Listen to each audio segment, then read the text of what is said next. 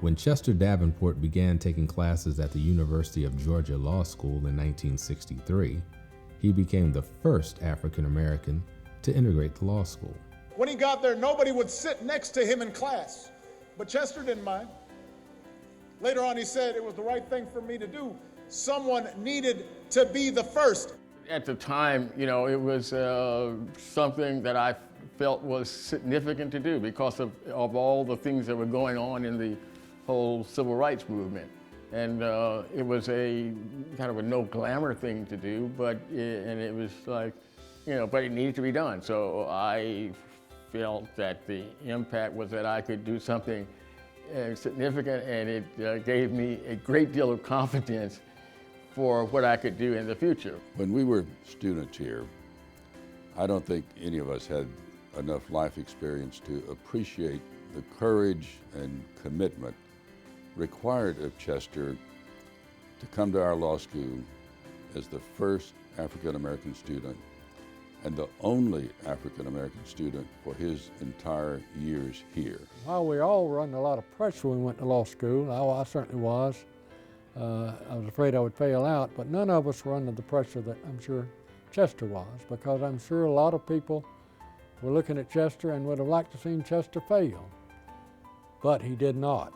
There were all kinds of acts of violence against African Americans in the South, and it could happen to anyone. So, I mean, that was kind of the atmosphere that you were in.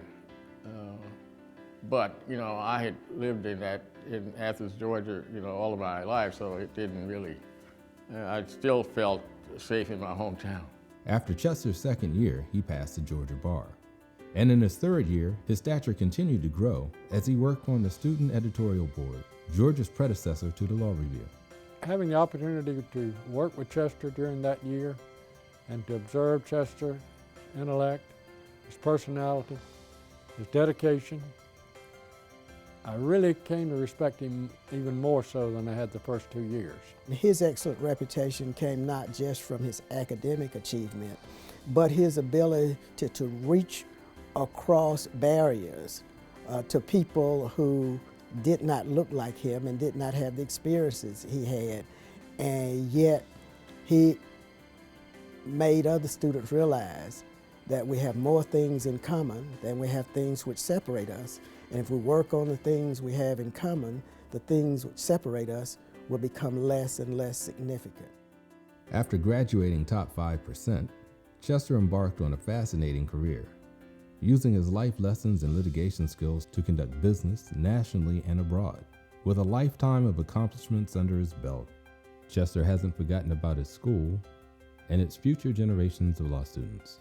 The school, has done a good job of actually being very aggressive in terms of making the school diverse, which it was absolutely not diverse. It's been 50 years since Chester walked here as a student, a time he looks back on with great satisfaction. All the relationships tended to grow over all of these years as people became older and wiser, not only them, but me.